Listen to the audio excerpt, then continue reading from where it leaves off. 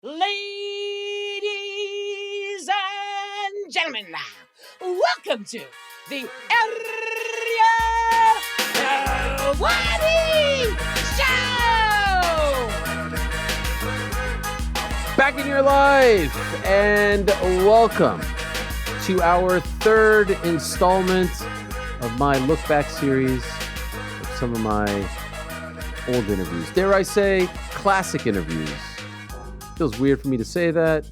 That feels like I'm sort of calling my own interviews classic, but classic also means just old, remembered, nostalgic, legendary. Who knows? We've done this twice before. You seem to have enjoyed it. I actually kind of enjoy it as well. In a weird way, it's almost like a little bit therapeutic. I don't know what it is. It's fun.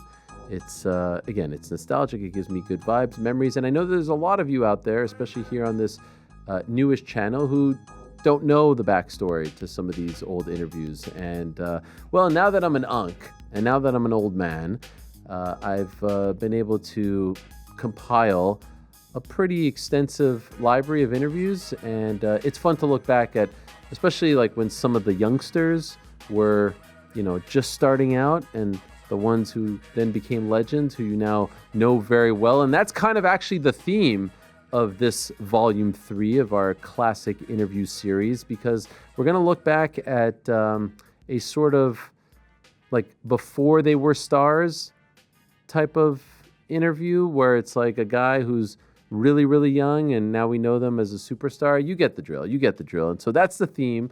I like to pick a theme when I do these, and today's theme is going to be before they were stars. And some of the themes, by the way, and some of the interviews, I should say, are really like my first meeting with these people. Like the first time I ever spoke to them, my first time I ever had them on camera, the first time I ever interviewed them. And that's actually where we're going to begin. We're going to go all the way back to the 17th of July, 2008. This was a fascinating time in the world of MMA. Affliction was a very popular T-shirt company at the time. T-shirt, jeans, but for the most part, it was those cool T-shirts with the wings and the skulls and all that stuff. I say cool, I didn't really wear them, but they were quite popular. And they had decided, the powers that be over at Affliction, led by Tom Atencio, had decided that they were going to get in the MMA promotion business. Now, for the longest time, they were in great standing with the UFC brass. The fighters got to wear their shirts. This is before the uniform days. They got to wear them, on their walk out to the ring. Like they got to wear them at the press conference. They got to wear them everywhere. You could wear whatever you want, and if you were in good standing with the UFC, and if you paid a little tax, you were allowed as a fighter to rock your Affliction gear. But then they decided to get into the promotional business, and the UFC did not like that, and so Affliction was banned. No one was allowed to wear Affliction gear. And in fact, one of their biggest stars, George St. Pierre, was actually paid to wear a black T-shirt in honor of that. Affliction paid him. I'm pretty sure it might have been the Matt Serra 2 fight, or maybe the next one, where he wore a black T-shirt. And others did as well. And so anyway, Affliction gets into the promotional game. They come out big, hot and heavy. They're paying top dollar to the likes of Fyodor Emelianenko and Tim Sylvia and Andrei Arlovski and many, many others. I mean, their 2 shows, they only had 2, were absolutely loaded. Super stack shows, incredible shows. And their first show was in Anaheim on the 19th of July 19th, 2008, and it was called Affliction Band. Yes, and Megadeth played. And so if all of this is sounding a little bit familiar, yeah, the concerts at combat sports events aren't a new thing. And also, somewhat familiar, especially in the wrestling world these days, once the UFC found out that they were going to do this show at the Pond in Anaheim, the Honda Center, they booked their own show, same day, in Las Vegas, on free TV, on Spike TV, or cable TV. Affliction was on pay-per-view. They went on cable to try to counter-program it and hurt them. And they countered with a card that was kind of hastily thrown together, and it was headlined by Anderson Silva moving up to 205 pounds. Anderson Silva was the pound-for-pound best in many people's eyes. Moving up from 185 to 205, he was the 185-pound champion going up against James Irvin, and he absolutely annihilated James Irvin. And so it was a night where we got the number one pound-for-pound fighter in the world in most people's eyes, Anderson Silva, going up against the number 1 pound-for-pound fighter in the world in other people's eyes, Fyodor Emelianenko, on the same night in 2 different events on the West Coast of the United States. Also, that was my first night on Twitter because we live tweeted the 2 events going on at the same time on the MMA-rated Twitter account. Anyway, that was July 19th.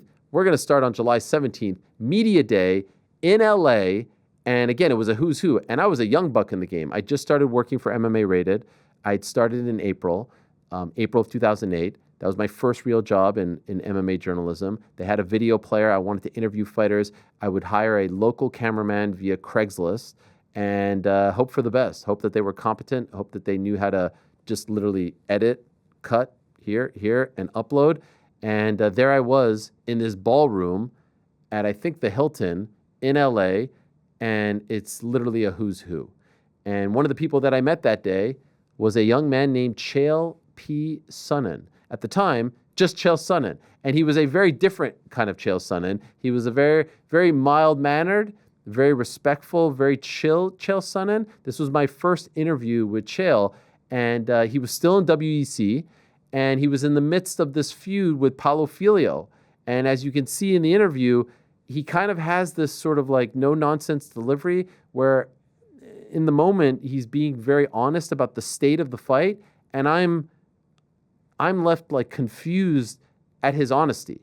I'll explain more on the back end, but for now, please enjoy my very first interview with my now old friend, the American gangster, Chael Sonnen. Ariel Helwani for MMARated.com, being joined by Chael Sonnen. And Chael, we just found out September 10th, you, Paulo Filho, the rematch. Excited about this one? Finally, it's going to be happening. Yeah, just looking forward to being on the card. Yeah. Now, this is obviously going to be a title fight. You're getting another chance to redeem yourself after that tough loss earlier this year. You took a bout while Paulo was dealing with some personal issues. That was a big risk for you. Why did you decide to take it? Yeah, I don't know if it was a risk or not. I wanted to compete. You know, it was my idea. Paulo pulled out, and another gentleman had an opponent pulled out. So we were able to get matched up. But yeah, I mean, even September 10th. I mean, if he doesn't show, I'll take somebody else on. You think there's a chance he won't show? I think I'm not counting on the fight. I'm optimistic about it. We're preparing for it. But in my heart, I'm not sure it's going to happen. Really? Have you signed the papers? Is everything finalized on that front? Yeah, last night, actually. We're out here in California. They faxed them to the hotel, signed them, and sent them back, and it's my name and his name on the contract. So, like I said, for now, we're certainly moving in that direction. Have they given you any type of update as to where his head is right now? Yeah, they did. They said, look, we just got off the phone with his management, and they've assured us that he's coming and he's feeling better. So I've had the assurances. Yeah. Pause right there if you can. You see that I'm sort of trying to figure out what the heck is going on. Also, you notice that his answers are very short. Like, there's no shtick here. Paulo was a very colorful character, and he was going through a lot. He had beaten Chael the previous year, and there was a sort of controversy surrounding the tap, and so Chael wanted the rematch, and he fought twice, and he was sort of back in line to fight Paulo Filho. But when he says, I don't even know if this fight is going to happen, I was like, what are you talking? I never heard that before. I just thought, oh, fight is announced and fight is going to happen. And even him talking about faxing the contract back, that never happens. There's things like DocuSign. I feel like a dinosaur listening to this. And it wasn't really that long ago. It was only, well, I guess it was 17 years ago. Golly. In any event, the way he's talking about it shocked me. And I remember going back to the hotel that day being like, how is this possible? How does he not think that this fight is going to happen? Why did he say that? Why did he even drop any kind of doubt whatsoever about any of this? It was just a fascinating look at a guy who was just sort of figuring himself out. And I thought it was really interesting. By the way, the fight never actually happened on September 10th. It actually got postponed because there was a hurricane that was happening in the area, and it got moved to November, the day after Barack Obama won the first election that he was a part of and became president of the United States. It was November 5th, Obama November 4th. Why I remember all of that, I'm not sure, but anyway, we continue. Against Paulo ended a little controversially in your mind. Do you still feel like the fight should have continued? Well, not necessarily. I mean, I've never stood behind that argument extremely strongly. You know, at the immediate time that the fight ended, I didn't tap, and that was my stance. You know, I went home a day later. I watched it on replay, and you know, I screamed out loud, and I didn't know that had happened until I had to sit down and watch it, and it was a little bit embarrassing. But that's a judgment call. I certainly don't fault the referee for stopping it or anybody else. Had it been a different ref, I mean, you know, his job's to protect me. I screamed in pain, and he stepped in and protected me. So I don't have a huge problem with the way the fight stopped. Some have said that Paulo is actually second-ranked middleweight in the world. Would you agree with that? He's one of them. You know, I'm not sure how he lost the #1 status. He's undefeated. He's the only guy that's undefeated, and he's taken on good competition. So I think #1 or #2 is very deserving for him. All right, and finally, how has your time been with the WEC? You know, you've obviously fought in the UFC. Now it's owned by Zuffa. Still trying to keep both brands separate. Are you happy with them? Yeah, I really enjoy the WEC. They treat you really well. I'm not a guy that needs to be treated super well, but they do it all the same. They're organized and professional, and I appreciate them. All right, well, he is a low-maintenance Chael Sonnen, and on September 10th, he gets another shot at Paulo Filho. Best of luck to you, Chael. I appreciate that. Thank you very much. So respectful, so nice. Dare I say, somewhat boring as well. Just a sort of vanilla wrestler from Oregon. What a time. You ever see that one, Rick? Sure have. You have? I Yeah. caught you off guard there, sorry. Sorry. We didn't really talk about whether or not we were yeah, going to yeah, bring yeah. you guys in, but I have felt seen that. I like I've when seen- I get your takes on it. Yeah, I've seen all. Honestly, there's no chance that I haven't seen all of your interviews I was with trying Chael. to catch you. Oh, okay, with Chael. Okay, fair. Yeah, yeah. Well, I mean, you know, if I'm being honest, Maybe the vast majority. No, No chance GC's seen that one. nah, because that's pre GC Chael was in his stuff. father's nutsack in July. Yep, in the dad's nutsack. It was filmed on a potato. It was good shit. Yeah. 4x3. by the Completely different show. by the Craigslist videographer. Shut up. Yeah, 4x3 is crazy work. It is crazy. Didn't even know what a 1080 by 1920 was. I know, but he's like so boring, right? He's also kind of just like looking around. It's Yeah. you know, it's not the Chael that we've come to know and love, who was locked in. I believe on the last classic we did one of the Chael becomes Chael. Oh yeah, that was when he beat Nate Marquardt. Yeah. UFC 109. I wonder if Chael has seen this in a while. I wonder what Chael would think about this Yeah. version of Chael. But that was the guy that we saw for many, many years. Yeah. It was really UFC 104 that changed it all. So that was a little over a year later, October of 2009. Amazing what personality does for fighters. Right? I mean, Colby went through that too. He was that guy, and then all of a sudden, you know, he became a totally different fighter. A very memorable interview happened that day. There were a ton from that one media event. I remember also meeting Josh Barnett for the first time, and he said to me either on air or off air, like, "Hey man, I see what you're doing. You're doing great work." And I was very, very new, so that meant the world to me. But I did happen to get some time with Andrei Arlovski, the former UFC heavyweight champion, who was fresh off his stint in the UFC. That was much publicized as well because he had one fight left on his contract, UFC 82 against Jake O'Brien. They put him on the prelims, and this was in an era where the prelims were non-televised, and everyone thought that they were burying him. And so then he leaves because it was clear that he was going to leave, and he signs with Affliction, and they were trying to set up the big Andrei Arlovski against Fyodor Emelianenko fight, and that would end up being the headliner for Affliction 2, Day of Reckoning, in January of 2009. He fought in the co-main event against Ben Rothwell on this card, and so this was a big one because it was UFC versus IFL and all this stuff, and there was a bit of a history between him and Tim Sylvia, and there was a bit of a love triangle thing going on. Anyway, you may know where I'm going with all this. Here is that infamous interview with the one and only Andrei the Pitbull Arlovski.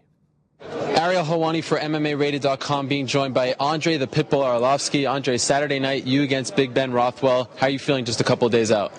I'm very excited and I'm ready for the fight. How has life after the UFC been treating you so far? You know what, I not even think about because I was busy with my training and I can tell you after July 19th. Do you feel different? I mean, in the last year you fought against Jake O'Brien. They put you on the undercard. Now you're being, put here, one of the top dogs, one of the big draws on the card. Do you feel loved more now? Be honest, it's not really matter for me. I'm on a pay-per-view or not, but yeah, of course, I'm very excited, and I fought for UFC almost 8 years. It was a tough decision for me, but now I'm with Affliction. I move on, and I'm cool. Big Ben Rothwell's a guy who blew through the heavyweight division in the IFL. Now he's coming over and fighting a top 10 fighter such as yourself. Do you think that maybe his record was a little padded there because of some of the competition he faced in the IFL? We will have an answer on July 19th, but I can tell you he's a tough guy. He's strong. He's a good striker, and I trained for this fight really hard, and we found out who's better on July 19th. You talk about the training. So I don't know if you guys can tell, but he is very intimidating. I'm very nervous because I'm building up to the question. So I'm building up. I'm sort of softening him up, building, but my heart is racing because I'm about to ask him the question. And I'm very nervous. He's intimidating. His team is intimidating. They're all watching me. I'm new. No one knows who the hell I am. It's building. Continue.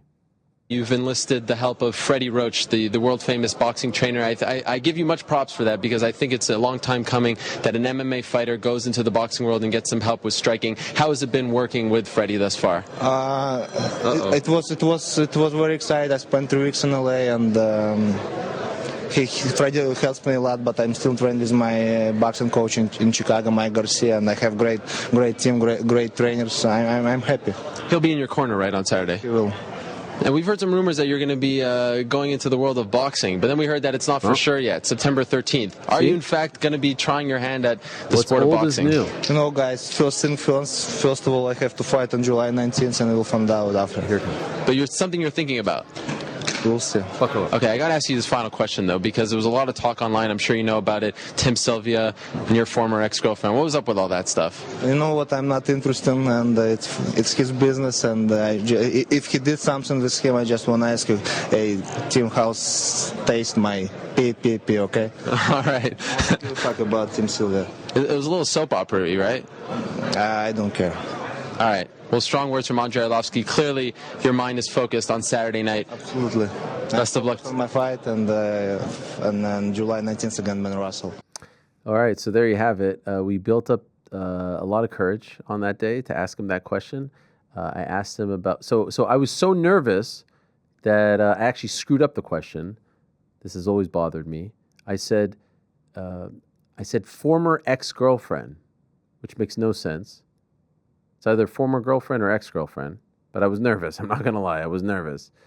And he ends up saying, how's taste my PPP, which then became PP, which some then tried to make it into beep beep, but it wasn't. I think he just meant PPP for some reason. Now, I get this, and I'm like, holy crap, this feels like a big deal. I go back to the hotel, same hotel as the fighter's hotel, and I see him and his team, and his manager at the time, Leo, not too happy with me, yelling at me, screaming at me, intimidating. Didn't feel great. But it goes out, and, viral in 2008 is a little bit different than viral in 2025. Viral in 2008 is, you blow up on the Sherdog forum. You blow up on the UG. And they were pissed. They were pissed about it. And the woman in question was pissed about it too. She sent me some really mean messages, like really mean. In any event, shortly thereafter, I see Andrei Arlovski's selling merch that says, how's taste my pee-pee on it? Hats, beanies, t-shirts. I'm like, what is this? You guys were mad and now you're selling merch?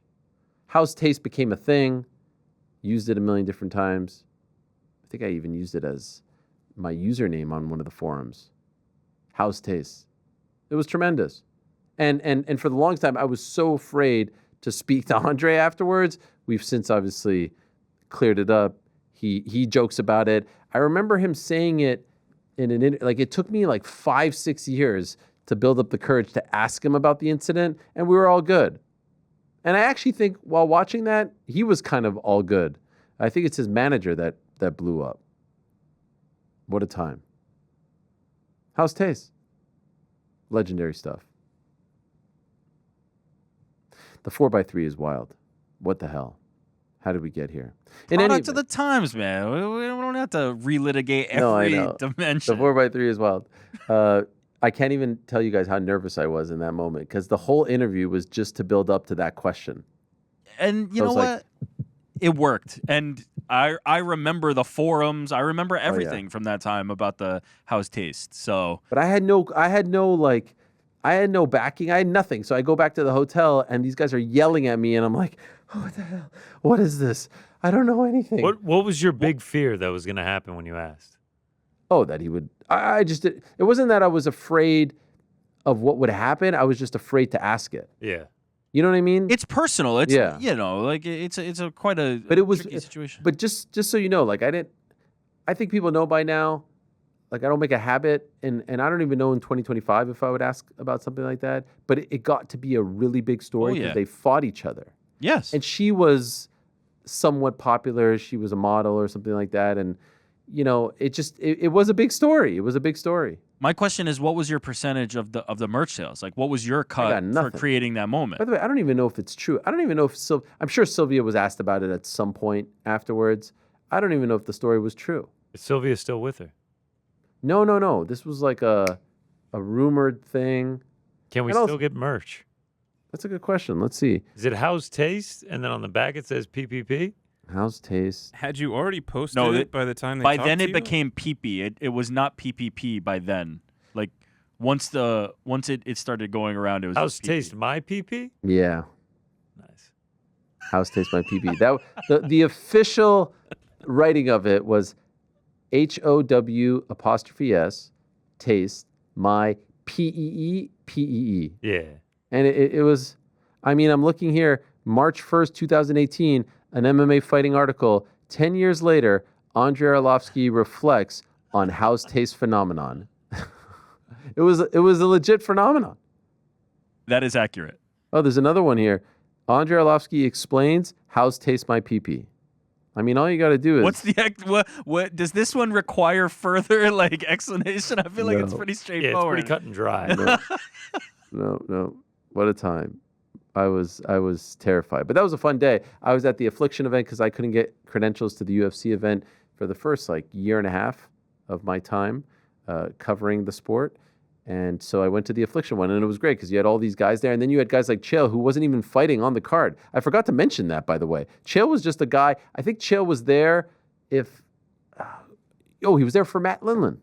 I didn't even explain that at the top. Why the hell was Chael at this press conference? He was there because he was cornering his good friend Matt Lindland, who fought on the card, and I believe fought Terry Martin, if my memory serves me correct. Nope, it was Fabio Nascimento. Terry Martin was up against Vitor Belfort. By the way, it was a great card. Paul Buentello beat Gary Goodridge in the curtain jerker. Vitor Belfort beat Terry Martin in the second fight. Mike Pyle beat J.J. Ambrose. Antonio Rogerio Nogueira beat Edwin DeWeese. Matt Lindland beat Fabio Nascimento. Babalu Sobral beat Mike Whitehead. Mark Hominick beat Savant Young. Josh Barnett beat Pedro Hizzo. Andrei Arlovski beat Ben Rothwell. And Fyodor submitted Tim Sylvia in 36 seconds. And reportedly, Tim Sylvia got like $800,000 for that fight. We have the shirt? Yeah! Look at that. Arlovski says, house taste my PPP. Tremendous. I need one of those. Yeah, we need to get one of those. Vintage. Put it on the shop. All right, we move along, and we'll stick with the Before They Were Stars theme.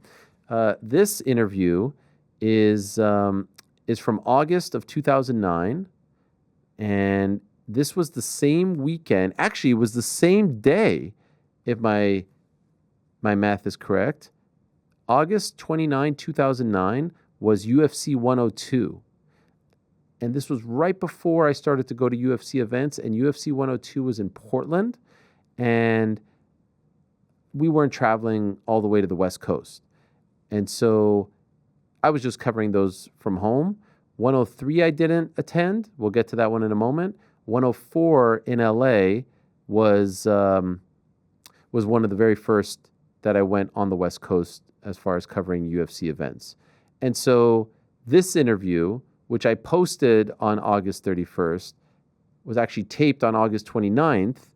And I was invited on the day of UFC 102 because I remember thinking, like, it's kind of weird that I'm here and not at the UFC event, because at this point I'm covering the sport for AOL Fan House, for Versus. I'm a year and a half into everything. Anyway, at the US Open, they had a sort of like, I don't know, a celebrity day where they would invite celebrities, and they invited some media, and I was the video reporter for AOL Fan House, and the only one who kind of did this sort of thing. They had Ellie Seck back on the West Coast, but I was on the East Coast. And so they said, hey, do you want to go out there and interview some people? And there were some pretty interesting names, namely Will Ferrell and Justin Bieber. And so I was very excited about this, and I knew who Justin Bieber was. He was a Canadian guy, and he was a youngster who was making some waves, some headlines for his music, but also for a rumor out there that he was dating a young woman named Taylor Swift, who happened to be at least like 3-4 years older than him.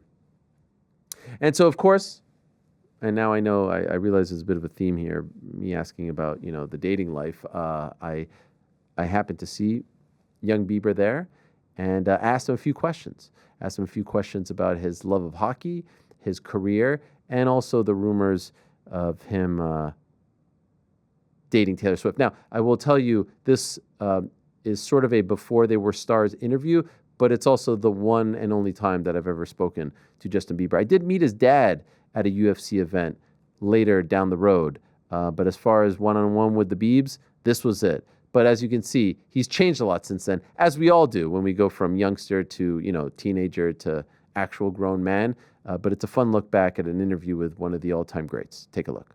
Ariel Helwani for fanhouse.com at the USTA Arthur Ashe Kids Day, being joined by recording artist Justin Bieber.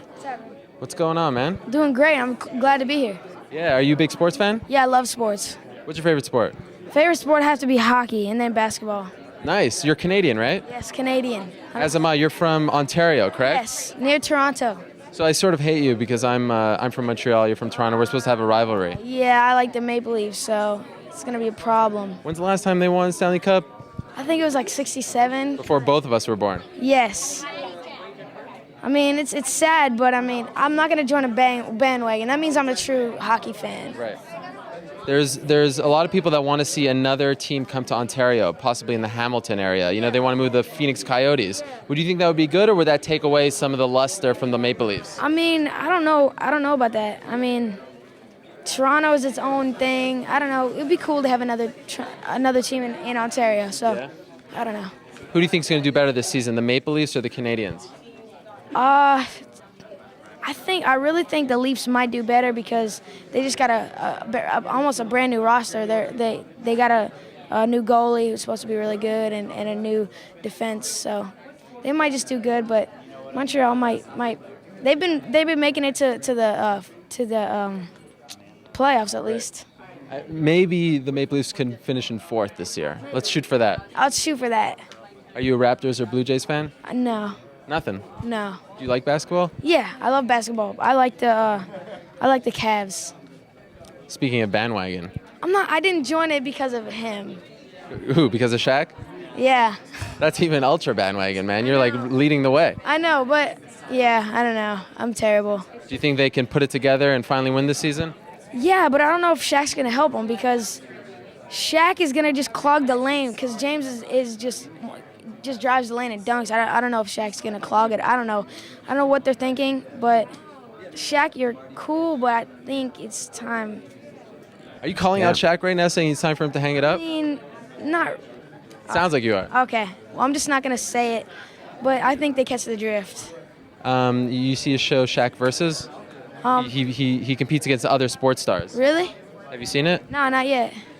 It seems as though his interests lie elsewhere. I mean, if he's really that focused on playing, what's he doing competing against beach volleyball players? I don't know. I don't know what he's thinking. Any other sports that you like? What other sports do I like? I like a lot of different sports.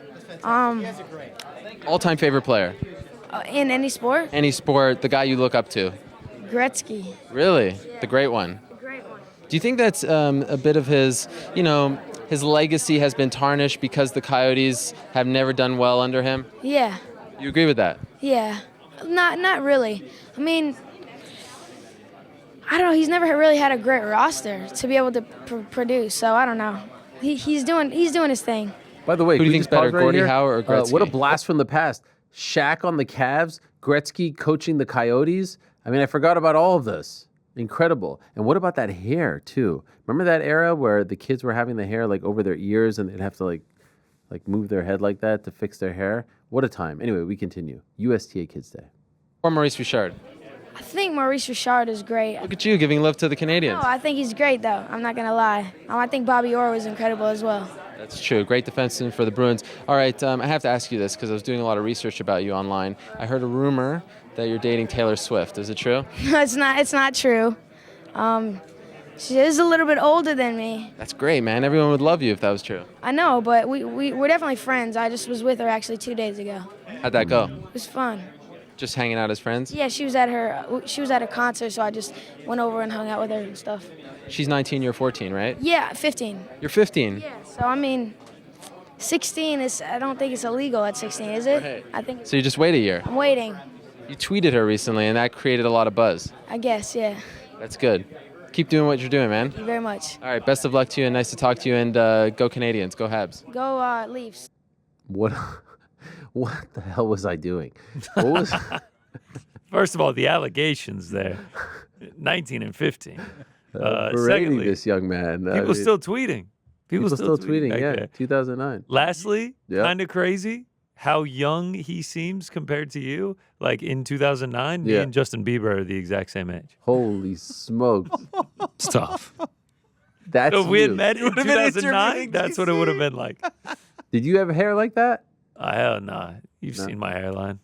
Well, I mean, back then. I rocked a nice buzz. My dad sent me a picture from my senior year homecoming. I had a nice hairline back then, man. I thought you were going to say it's tough. Those were the days. No, it was actually great. I had a nice straight across buzz cut. Damn. Lined up? Oh, lined Like up. Rick bro. circa 2013? Lined up at the local sports club. Wait, hold Yeah, on. yeah. You were grilling Justin Bieber. Like there was no. Was it too much? Was it too You were much? going In hard on the young man. retrospect? To be, Relentless. Who's your favorite NBA team? The Cavs. Yo, he was Speaking of fucking bandwagon. you were not giving No, that that's man any airspace. I was He an couldn't intrepid breathe. reporter. Now, a few things about that. One, Here we are. he handled it well. He did. And two, like Justin Bieber knows ball. The Cavs, the best team. That was crazy. This man That was knows crazy. Ball. He's smart. Wait, can we play just the first like 4 seconds again real quick? Like the very, very Yeah, beginning? just very beginning. Here we go. Yeah, What did I do?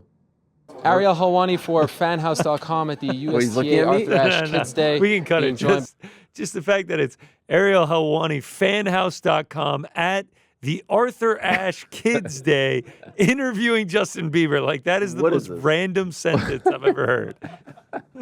It is some kind of alternate universe. In the end, I actually did a quick, maybe someone back there knows the answer. Did they ever actually date? I don't. No, think I don't they think did. so. I think I the don't age think difference probably precluded. He's been with Justin like Selena Gomez. For sure, yeah. Bieber and Swift have a complicated relationship, having been friends and collaborators in the past, but later becoming entangled in a public feud in 2019 over Swift's Masters and her dispute with Bieber's manager, Scooter I was Braun. about to say Scooter's involved somehow. Yeah, so, He married Haley pretty young, right? yeah, but I was just trying to see if anything actually, because this was a big deal. This was a big deal. Oh, wow. Justin Bieber sparks outrage from Taylor Swift fans. Anyway, it doesn't look like they're in a good place now. But back then, I remember going back to my apartment and telling my wife, like, wow, I can't believe I booked it. Like, that was a big deal. Bieber was a big deal. He was massive. Dude, he was bigger then than he is now. Yeah, he probably thought about dating her, and then he was like, "Oh, that fucking guy just pressed me about it. I'll never hear the end of it. I'm not doing it." All right, that's us signing off. Let's go Habs. He's like, wait, no, go Leafs. As it fades to black. Shut up, kid. Yeah. You see at the end, you're just shoving him into a locker. I mean, the hair is so, like, the quaff. nuggible, if that's a Oh, word. yeah. The quaff is awful. I don't know what that era was all about. Damn, bro. All right. You don't think it was awful? We'll keep this clip for the next time Armin Sarukian comes on. No, that was good. You're fucked. Justin Bieber. That was a fun one. All right, so that was the Arthur Ashe USTA Kids Day, the same night as UFC 102 when Randy Couture beat Antonio Rodrigo Nogueira.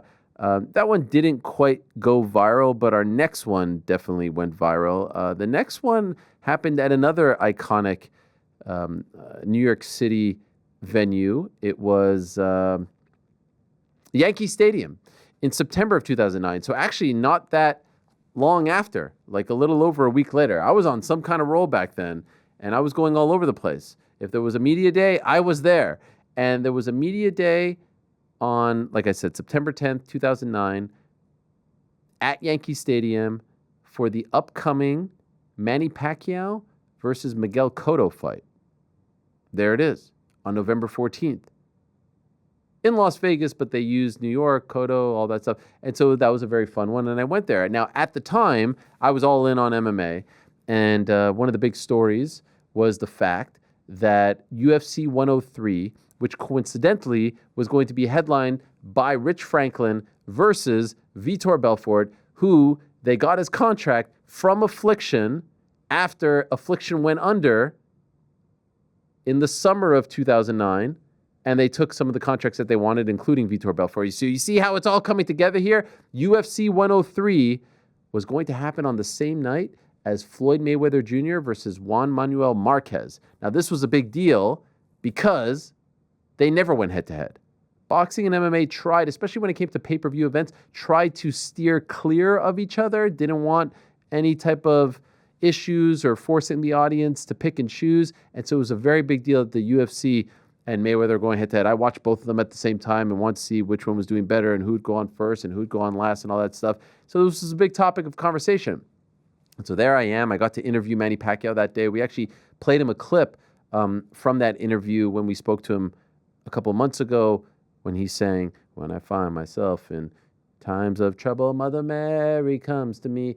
You know, he was big into the karaoke. We were sitting in the Yankees dugout, but no one really remembers that. They remember, though, my interview with Bob Arum, head man over at Top Rank. Obviously has a history with Floyd Mayweather and had a budding sort of rivalry with the UFC and Dana White. And so I wondered what he thought of all this and also the rise of MMA. Needless to say, this was probably my first viral interview. This thing exploded. It was everywhere. I remember seeing it on Inside MMA and all these other pages, and I was like, holy crap, this is nuts. Why did it explode? Why did it go viral? You may know, you may not know. Take a look and see for yourself. Ariel Helwani for fanhouse.com at Yankee Stadium for the Manny Pacquiao-Miguel Cotto press conference, and we're being joined by Top Rank's Bob Arum. And Bob, this is a very exciting event for New Yorkers to have a press conference here in Yankee Stadium. Do you think we'll ever see the day that we'll see a big fight here? Yeah, I think that one of the reasons we had the press conference here in Yankee Stadium is it's a precursor for a big event here at the stadium. Nothing would be better for boxing. It would be great to come back to Yankee Stadium and to do a big event. And I can't wait, and we're going to do it next year. Really? Is that the plan? That's the plan. Maybe the winner of the Mayweather-Marquez fight fighting the winner of this fight? I don't think so. But certainly a big fight is going to happen next year, and it will happen at Yankee Stadium. Do you think that those two winners will face off, or is there too many hurdles involved? I really can't tell. I mean, let's see who wins, and then we'll see. I Marquez is more predictable than Mayweather. So if Manny wins and Marquez wins, the drum beats will roll for a Manny Marquez fight, which is would be a real possibility. If Mayweather wins against either of these guys, he's just a problem and a head case, and it'd be very, very difficult to put a match together. I'd like to get your take on something a good friend of yours, UFC President Dana White, said recently. He said, no one wants to see Mayweather fight Marquez. People want to see Pacquiao fight Mayweather. And as you know, boxing and UFC are going head-to-head next weekend, UFC 103 against the Mayweather fight. do you think at some point boxing is going to have to make a fight like that, and because of the competition from MMA and more specifically the UFC, have to give the fans the fights involving these megastars? Well, Pacquiao and Cotto is the best fight that can be made from a action standpoint. Mayweather is a tremendous talent. The real problem with Mayweather is, we used to call it years ago, a fighter who stinks his opponent out. He doesn't engage. He's a great defensive fighter. People don't want to spend money watching a defensive fighter. That's the problem. Now, it may very well be that a Pacquiao-Mayweather fight can be built up and people can talk about it. But in my heart, I know this will be like a hunter running around a ring looking for a deer. And that's not boxing. I mean, Mayweather will not engage his opponent. And that makes a stinking fight. And if people are being asked to spend $50 to watch it on pay-per-view, I can see they would have a reluctance. Now, he did big numbers when he fought Oscar, but it was Oscar and he conned the people. I'm going to go out and I'm going to knock him out. People know Mayweather now. They know the son of a gun doesn't fight. He fights scared. Now, that's okay. I don't want to demean it. If this was like a pitcher, who had a great curveball and struck everybody out so there was no action, it would be great. But he's a boxer and he has to entertain. And Mayweather does not entertain. Outside the ring, he shoots up cars. He does other things like that, and he entertains. But in the ring, he's not an entertaining fighter. So do you think that fight will bomb on pay-per-view, the Mayweather fight? I have no idea how the fight is going to do on pay-per-view. I have no idea whether the UFC fight that Dana's putting on will hurt it. For me, I look at the UFC audience and the boxing audience as being two different audiences entirely. Our audience in boxing is ethnic, Hispanic, Filipino, Puerto Rican, Mexican, and the hardcore boxing fan who can't watch, like me, can't watch UFC. UFC are a bunch of skinhead white guys watching people in the ring who are also look like skinhead white guys. Well, I take offense to that just for someone who covers the sport. I'm not a skinhead. I'm actually a Jew. I'm not a white, I'm not a white guy, so nothing like that. In MMA. And you don't have any tattoos. No tattoos, and a lot of people I know in MMA don't have tattoos as well. 90% of the people in the audience wear tattoos. I don't care. That's up to them. But those aren't people that would have any interest at any time in boxing. They wouldn't. The only guy they might want to see is Kelly Pavlik.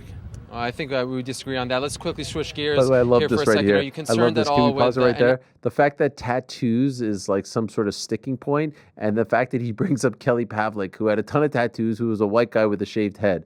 Like, imagine that being the argument in the year 2025 or 2026. The tattoos on those guys. Did you see the tattoos? Now, every fighter has tattoos. I mean, it's quite, commonplace. But what I really love is him looking off to the side with the smile. He's like, yeah, I'm cooking right now. I'm cooking those frauds. Classic Bob Arum. We continue.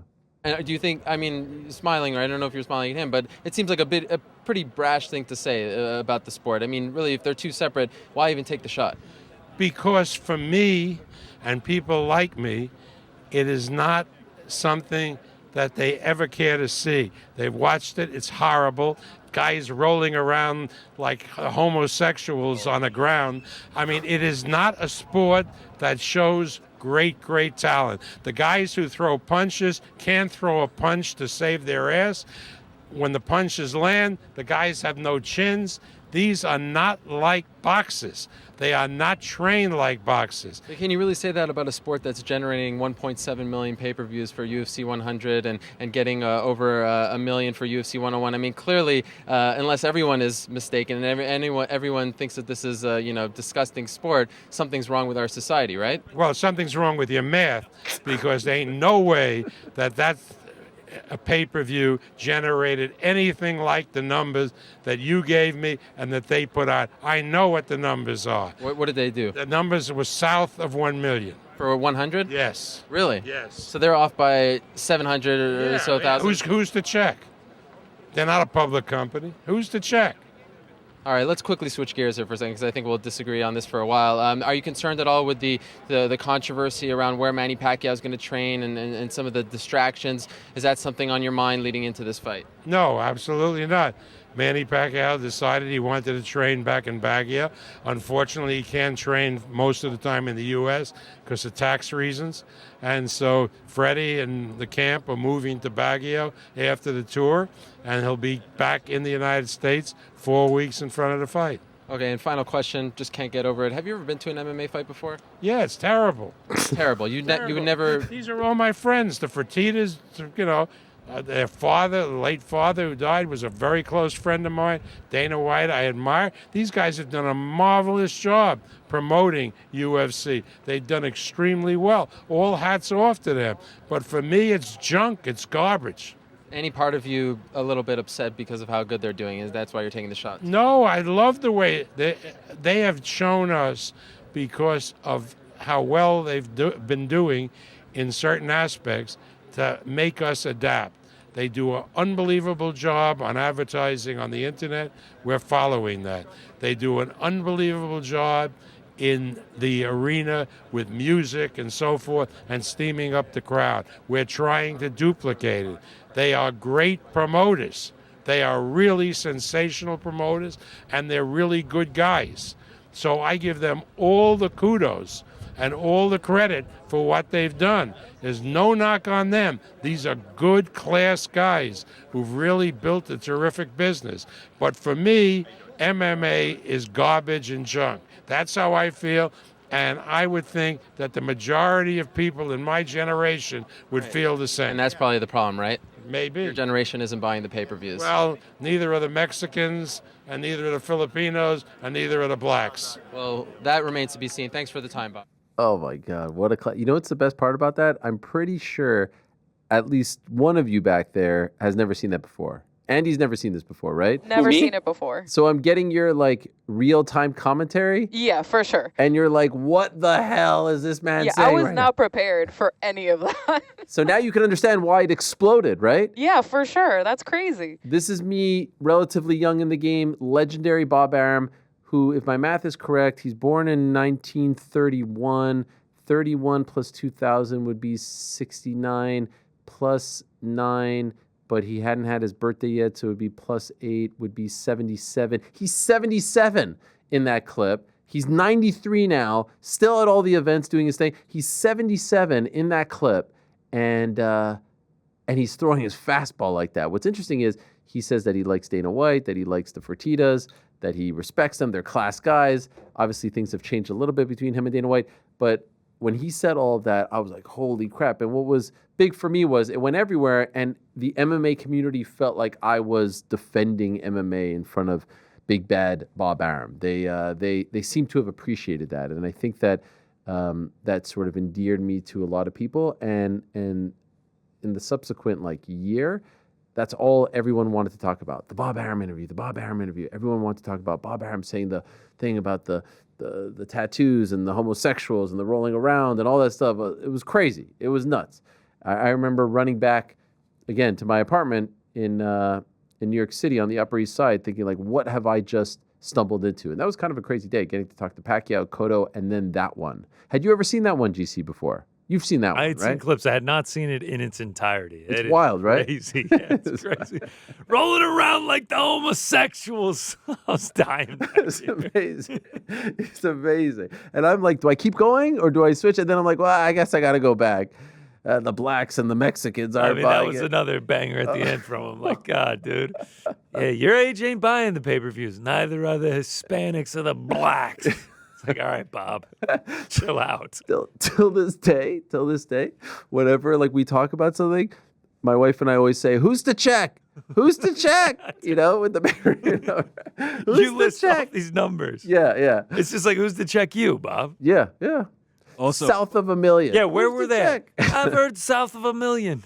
The crazy thing about that is Bob seems 150 years old there and still kicking. In a way. You see him in the rings. Like Nuts. in Japan. Crazy. He's flying over to Japan to be traveling. there. Crazy. That's an all-timer. No one would fault him if he'd just be like, you know what? I'm good. I'm going to watch this one from home. I'll call in. The fact that he still goes. But he's on such a legendary run. Like the length of time in the game of boxing that this man has done. I can firmly state that will never be replicated. Truly insane to see. Like, obviously, I joined much later in the game than you guys. It's insane to see like how much vitriol there was for MMA from these boxing guys. Obviously, the Lou DiBella, Joe Rogan thing went mega viral, and then seeing Bob Arum like this, it's like real hatred toward it. It's like it's garbage. I've been to it. It sucks. I hate it. That's what it was. It's crazy. You couldn't be a fan of both. You couldn't cover both. You cannot cover both. And so, like, now here we are living in a time where Dana is promoting. Back then, it was Dana White versus boxing. It was UFC versus boxing. And so to see how it's all come together and to see the crossovers and this guy wanting to fight that guy and all that, yeah, man. It's it was very, I always talk about how there's no tribalism in MMA as opposed to wrestling. That was the tribalism. It was like you're either team boxing or you're team MMA. Now, of course, there were people like me who were a fan of both, but like publicly, and even the players involved, you couldn't be a supporter of both. No way. All right, let's stick with the theme of first chats. So far, I'm pretty sure that was my first chat with Arlovski, first chat with Chael for sure, definitely the first and only chat with Bieber, and definitely the first and only chat with Bob Arum. This one comes later in... January of 2010. So this is like 4 months later. And I was in the Florida area, to be exact, the Sunrise, Florida area for Strikeforce Miami, which didn't actually take place in Miami. It actually took place in Sunrise, Florida, home of the Florida Panthers. The main event that night was Nick Diaz versus Marius Saromskis. This was January 30th, 2010. Chris Cyborg beat Marlos Kunin. The big draw on that card was Herschel Walker, I believe former Georgia Bulldog, right? Absolute legend, like #1 Georgia Bulldog ever. I have a signed helmet of his. My dad knows what Strikeforce is because Herschel Walker fought in it. I was just going to ask, did you know he fought? Oh, yeah. It was a pretty big deal in Atlanta. Like the local newspaper and news were covering it. It was unbelievable, him crossing over and being successful. Anyways, he fought Greg Nagy in his Strikeforce debut, MMA debut as well. And, the rest of the card was nuts. One of my favorite knockouts of all time happened on that card. Robbie Lawler, Melvin Manhoef. We talked to Robbie about that. Bobby Lashley against Wes Sims. Jay Haran against Joe Riggs on the listen to this, on the EASportsMMA.com live stream. That's where that fight aired. And then the rest was non-televised. Anyway, when I used to go to these events, I would try to get interviews with other fighters. I would go to gyms. I would go to media things, and I would try to bank these interviews so that we could spread them out in the subsequent days and weeks. And so, if I was in the South Florida region, I would go to ATT, the old ATT, not the brand spanking new one that we see now with the dorms and all this stuff. It was pretty small. And so I went to ATT and I would just post up there and fighters would be there and you would meet them for the first time and they would appreciate that you were there on their turf to speak to them. It was great. You build a rapport, you get to know them. And so one of the fighters that I met that day was Jorge Masvidal, game bred himself. Now, Masvidal was known as a bit of like an underground legend. I mean, he had fought in promotions, but never, in the UFC up until that point. And a fight here at Strikeforce, Playboy Mansion, Bodog Fights, Sengoku, but really got a lot of notoriety, for better or worse, because of his fight against Toby Imada. Bellator 5, May 1st, 2009. He lost via inverted triangle choke. One of the weirdest, most memorable submissions of all time. That's Masvidal. Imada's legs are wrapped around his head, and his head is down there. It won the submission of the year, obviously. It was insane. And you thought at the time, there's no way Masvidal can even come back from this. It was so bad. But he did come back from it. He ended up beating Eric Reynolds at Bellator 12 just a couple of months later. Actually, a little over a month later. So he got right back to it, won via submission, and then beat Satoru Kitaoka at Sengoku in November. Just a couple of months after that, as he was gearing up for a potential return and a potential rematch against Tobi Yamada, which never came, I was able to speak to him. I saw him at ATT. And so this is my very first interaction, my very first conversation with the soon-to-be way down the line Cuban Jesus, the one and only game-bred Jorge Masvidal. Ariel Helwani at the American Top Team Gym in Coconut Creek, Florida, being joined by Jorge Masvidal, who will be facing Tobi Yamada this coming March, a highly anticipated rematch. George, good to see you, and of course, this is a big fight for you because, and I'm curious your take on it. Tobi Yamada got a lot of love for the way he finished you last year. What do you think about, having to see yourself in that highlight over and over and over again? I mean, for me, it sucks, but he deserves all the love and credit he got because I was putting open on him and he pulled it out of his butt, so I can't hate on it. I mean, it sucks that it's my face on the poster for submission of the year, but I got to live with it and just push through and keep training hard and repay the favor. I won't repay with submission of the year, but I'll definitely be like breaking jaw of the year or something like that, I never heard that one, but that sounds like an exciting award. It's a new topic I'm bringing to the MMA world. All right, well, what did you think when he was actually in the process of pulling it off? Have you ever been in that position before? I've been in that position 100 times, and that's what my problem was, that I always been there, but with wrestlers mainly, they don't really go for chokes. They're more for a styling position. So I just thought he'd get tired, and then we get into a scramble, and I'd end up, as I was picking him up, actually, I thought I was going to slam him. Then when he locked the legs, I'm like, all right, I wear him out, and then I go for a big slam. But once the choke started to apply, I was like, damn, what the going on, you know what I'm saying? And I was going to jump back, but I was like, then I'm going to leave this hand, and he can Kimura. So I was like, let me just wear him out and shake him, But Tobi had other plans, so... And credit to you, you didn't tap. Did it happen so quickly, or were you just not going to? I thought, man, the whole time I was like, he's going to get tired, and then the choke got real tight, and I was like, he's going to get tired, because I thought, I was almost positive he would get tired before I would, But when I saw the video, I noticed the big mistake that I went is that I pushed this arm forward, and I leaned into the choke. I should have, if anything, gone back with it, instead of going into the choke, because as soon as his calf muscle got right under my throat, that was it, the choke got me, but I wasn't going to tap no matter what, How many times have you seen that video? I've seen it enough times. Are you done with it now, or are you still going to watch it now because the fight's coming up? I still see it, man, just for technique-wise, and let's say I don't feel like running or something one day, because whatever reasons, I just pop that bad boy in, and you know what I'm saying? I get motivation to go do something, Now, I think it's a good move by Bellator to make this rematch. There's a lot of interest in this fight. Did you ask for this rematch, or did they come to you and present it to you? I mean, as soon as the fight was over, I was asking for the rematch. I'm a sore loser. I was like, man, I want a rematch, Of course, Tobi had to do his business, either beat Eddie or lose to Eddie, But I just wanted the rematch, It hurt me in a lot of ways. Lost a lot of money, and just losing a fight sucks, you know what I'm saying? So, especially if you're winning it, the whole 3 rounds, and then boom, you get caught. It's like, damn, all that work for nothing, Yeah. So what do you think about being a part of the Bellator promotion? Because it seems as though the first season, very solid. Now they've got a new TV deal. They're signing a lot of young, great fighters. They're doing the tournament again. Are you happy with them? I'm happy with them. I just want to stay more active, you know what I'm saying? Luckily, though, they do give me the option to be able to go to Japan and fight other places, which I like a lot, you know what I'm saying? But as long as I stay busy with any promotion, I'm happy, That's my number one concern. I want to start getting 5 to 6 fights a year. That's what I've been trying to do, but usually I ended up getting like 4 to 3 fights a year, So I want to be able to get 5, 6 fights this year. That's my main concern. Do you like the tournament format? Yeah, I loved it, man. That allows me to get a lot of fights.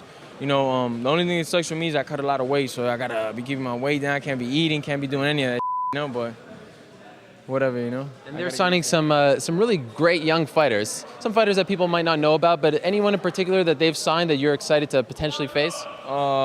Excited, no. I mean, I'd only be excited if they sign like bums. That way I get to the money easy, They sign some bums off the street, but actually I saw a couple good guys. I saw that they signed the Judo Olympic guy and then another All-American wrestler. So I'm looking forward to it, A lot of good grapplers in there, and I just got to beat them in my strength, Make sure I keep the game standing and hurt them, So now that the tournament is starting in April, do you expect to be fighting for them for the rest of the year, or do you think you'll maybe go to Japan or fight for another promotion? No, actually, I think my work is cut out for me for Bellator. I'll be fighting the tournament April, May, June. Then the winner will take a break, and then fight Eddie for the title in September.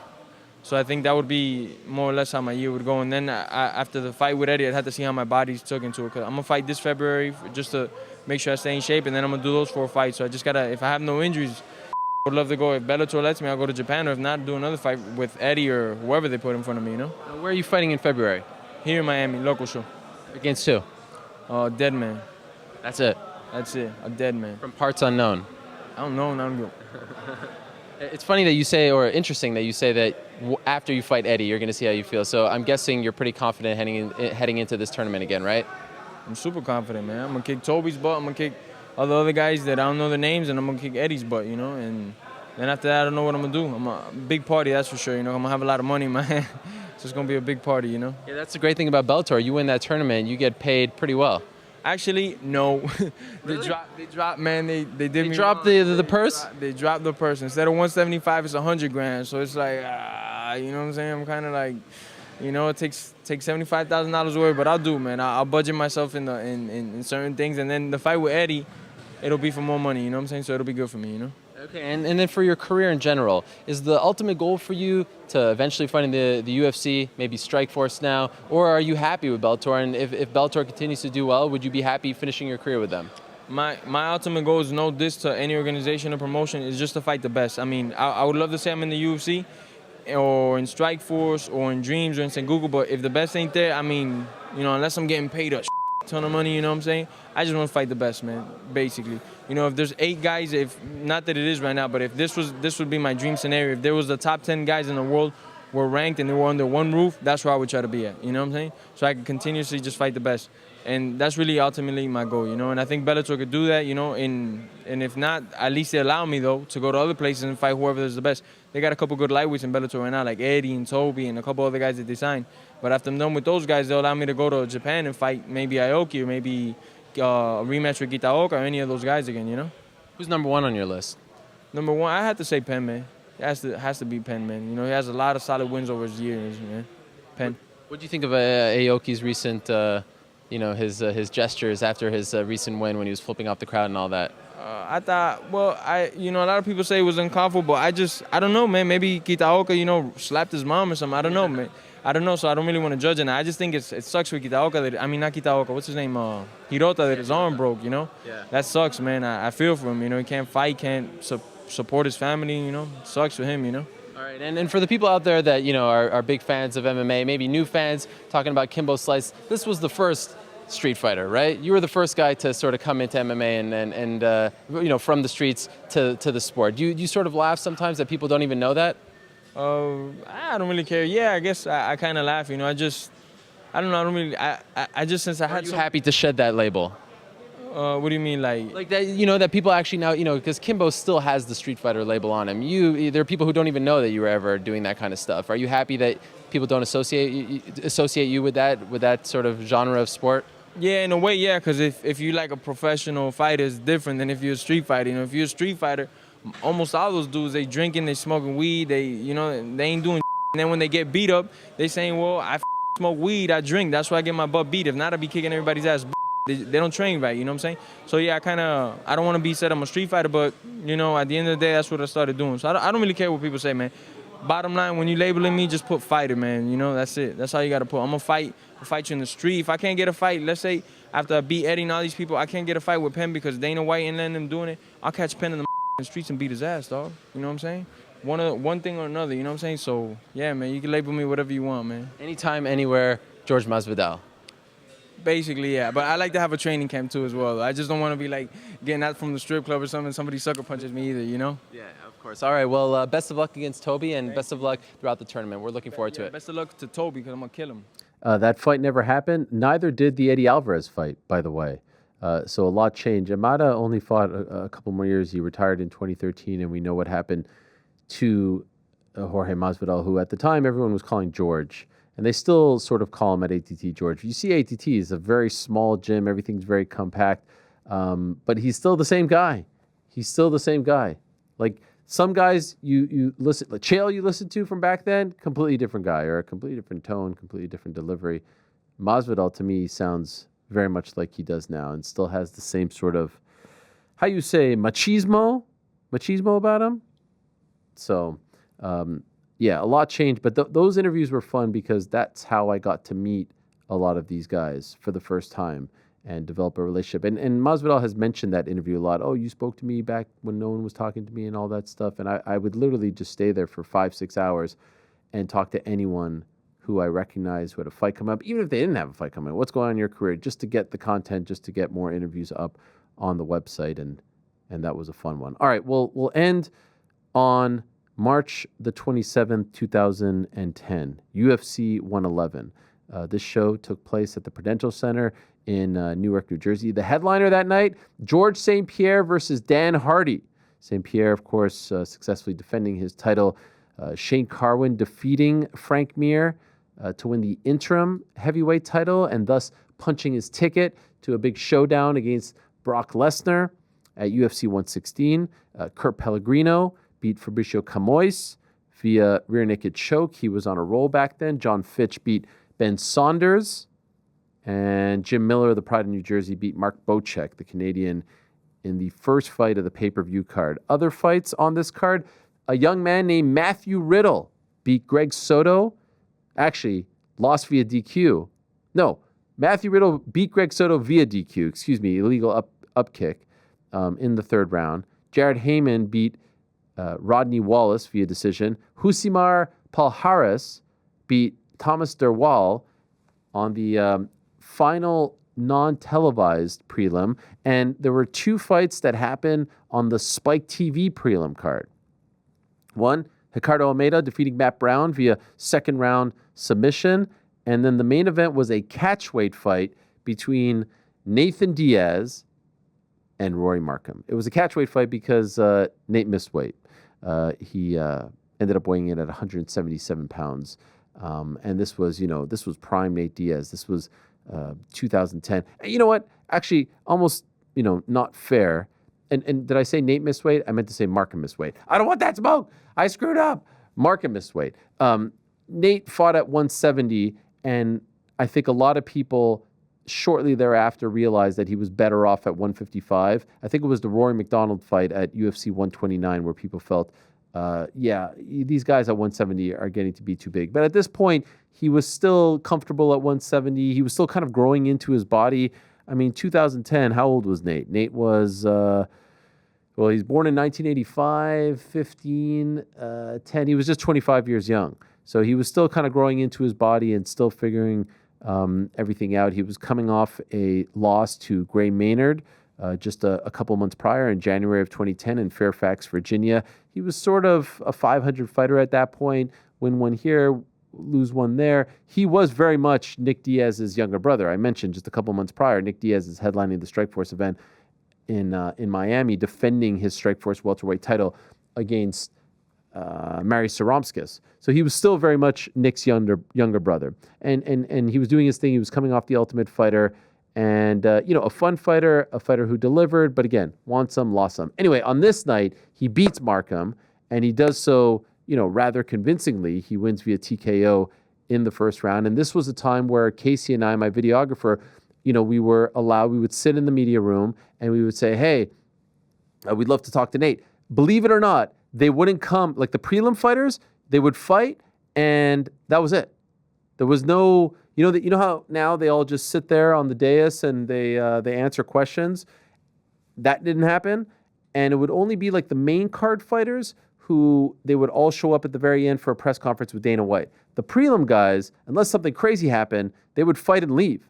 And so I was the only one there with a camera. Sometimes there'd be someone else, but I wanted to talk to everyone. So I would say, hey, can we talk to Nate? And we would get escorted to the back and we would talk to them either in the locker room or in the hallway. It was amazing. It was the best. And we got so many great interviews as a result of that, and this is one of them. And so you'll see in this interview here, there's a really fun interaction that you'll see in a moment, but it's just classic Nate Diaz in those backstage interviews that were so much fun to do way back in the day. So let's go back to March 2010, an interview, not my first, but one of the early ones with the great Nathan Diaz. Ariel Helwani post-fight at UFC 111 with Nate Diaz, who looked great tonight in defeating Rory Markham. First off, Nate, congratulations on the win. Were you happy with your performance? Yeah, I guess it was good because I got in and out. Right there. Got in and out. How was your first time at 170? How did you feel? Sorry, can we pause for a second? Do you notice Nick? Let's just go back for Nick completely sizing me up. Rewind the tape. Rewind the tape if you can. Nick completely sizing me up. Like, look at the look on Nick's face. Nick, look at it right here. Oh, Nick's like, I don't want you to do this interview right now, and I don't like this guy that you're talking to. Look at that face. Nick, not happy. He loves me now, I think. Anyway, we continue. Got in and out. How was your first time at 170? How did you feel? I had a lot of energy. Just building up to the weigh-in coming up to the weigh-in wasn't as miserable as usual. That's pretty much it. There were a lot of questions about why he came in so overweight. Did you get an official reason? No, he came in more than overweight than it said to. I think he was like 10 or 12 pounds over because we heard his manager was calling and stuff, saying he was heavier than whatever the hell they said he was. And I don't know. I wish he would have made the weight, but it was like whatever though, you know. You think it was a little unprofessional that he came in that much over? Whatever. You got to make weight. You know, I'm not gonna dog the guy out. Whatever. Sometimes making weight sucks, and you just want to say, I ain't even gonna do it. But you gotta do it. You gotta make the weight. That's what you agreed to. Otherwise, go up. But right on. I don't care. It wasn't good for me. So, and I'm sure he'll make the weight next time. Did you consider not taking the fight because there was such a huge discrepancy in weight? No. I figured he would either have to. I don't like that guy. That was Kurt Pellegrino. Why don't you like him? Yeah, you have some history, right? Yeah, he's. I don't like guys who clown around. He used to be on Hendo Gracie's team too, and he jumped ship, so he's a traitor. Nothing huge, but Well, now you are swimming with the 170-pound Sharks. He's at 155. I'm guessing you're going to stick around at 170. Now, this was not just testing the water. Nah, I'm going back. Really? Yeah, I'm going to 55. Why? I'll go. I'll fight. I don't care. I'll fight both. I don't got to. Why do you got to be on one? So you think your next one will actually be at 155? Probably 70. I don't know. We'll talk. My team, my coach, and what they want to. My manager. My manager is my coach, so he's a shot caller. If he tells me whatever to do, he's got my back. So I got his. He's gonna let me know what I got to do. A lot of people thought you deserved to win the fight against Gray Maynard in January. Did you feel as though you had something to prove tonight and finish the fight decisively to show that, you are a top contender and you did deserve to win that fight? Nah, yeah, I did win that fight. Only people who thought I lost that fight were the judges, but who's that? Who were the judges? You know what I'm saying? Like, I thought I did. I didn't get one person saying that he did. And I didn't feel like... If I lost the fight, how did he win the fight? That's more the question. Maybe I didn't do enough, but he didn't do shit. So. All right. So. A lot of guys, though. I can't complain. What can I say? That you're gonna get with by. In this game, you gotta win if you're gonna win, I guess. All right. I think someone's trying to get the cord under us there. We'll step back. How much money you got? Yeah, how much? They really want it. All right. So you're saying 155 is next. Anyone in particular that you would like to fight? No, not at the moment. I don't care. Whatever, like I said, whatever my manager and these guys here say, I don't care. Shout out Nate. In fact, he fought 3 more times at 170, and everything ended with the fight against Roy McDonald. I do wonder, his next fight at 170 was, yes, the Conor McGregor fight. How about that? After the Roy one, of course. But that was a big win for him, especially when you consider the fact that Roy Markham missed weight by 7 pounds. He claimed more at the time. Oftentimes, we saw this quite recently with Kelvin Gastelum, the guy who misses weight by that much, ends up winning the fight. But not on this night with Nate Diaz. The interaction with Kurt Pellegrino there, who he beat a few fights prior, was just amazing. Just him, stopping and saying he doesn't like him and saying some things about him. We had to bleep it out. I didn't bleep it out now. We used to bleep out every single swear word back in the day. When I say we, it was Casey that did it. That was an AOL fan house rule. That's fucking bullshit. Yeah. You can imagine how tough that was and how the times they have changed. And so we're all a little bit older, a little bit grayer, a little bit fatter. That's what happens. Right, Frankie? It's tough. I noticed in the sort of look back non-show installments, you don't really like to chime in. No, I tried to talk earlier. You just ignored me. So, What? Yeah. Did we're you done. enjoy this? Oh, I thought it was great. Which was your favorite one? Bob Arum. Yeah. Which I wanted to ask you real quick. So when he brought up the skinheads, like you were so quick to be like, I take offense to that. I'm a fan. Like, had he said anything like that in the past that you knew of, or was this the first time? Nothing like that. So, I mean, kudos to you 16 years ago for jumping right thanks. on that. But that was pretty. It seemed too good. You know what I mean? So. Oh, you thought it was like No, scripted? like too good. Like you definitely knew how to handle if someone starts saying. Yeah, I mean, he says. Also, he's Jewish too. He's talking about this stuff. I'm like, come on, man. What are you talking about? But that really was the sentiment, at least from the old guard, from the 77-year-olds. That really was the sentiment. I mean, I remember the whole like it's human cockfighting and all that. I was living in Arizona at the time with John McCain, right? yep. So I wasn't too surprised from that, but it just seemed like you jumped on it real quick. So that's cool. I appreciate that. That's probably the nicest thing you've ever said to me. Yeah. This guy's a D1 Glazer. Yeah. This guy's a D1 Glazer, bro. There it is. Thanks, boss. Appreciate that. All right. Hope you enjoyed this third installment of our classic interview look back series. We do these periodically, and we'll continue to do them if you continue to like them. And I think you do like them. And I like them. And I like, I like teaching the youngsters like Frank about some of our work. It didn't all just start with you coming into our lives back in 2021, Frank, okay? Like we had a whole other career prior to that. Allegedly. Yeah. There's actual visual evidence. Some of them have actually disappeared because it was a period where we were uploading things on Bright Cove and other weird. That was the question I had. Oh. After Andrei's team talked to you, That's why you said his name there. Andre. It's very sort of. All right. Did you post the video before or after talking to them? That's a good question. Yeah, I asked you earlier. Yeah. Okay, sorry, I missed that one. I do believe that it was before I posted because we take for granted how quickly we could get things up now. Like I would legit have to wait 6, 7, 8, maybe even sometimes the next day to get these up because number one, I was working with guys that I found on Craigslist. Some of them didn't know what the hell they were doing. I remember one event in particular, I think it was in Stockton, where the cameraman was awful and everything, all the formatting was off. Like when we'd upload the videos, they'd come in like super skinny. It was weird. So that would take a while. Plus getting me the videos with the crappy hotel, internet, the Ethernet was not very good. So, a lot's changed. We're in a much better But was place. there any part of you who was like, maybe I shouldn't post this? No, not at all. Journalism, baby. Journalism. Thanks for watching, everyone. We'll do this again soon. Good night.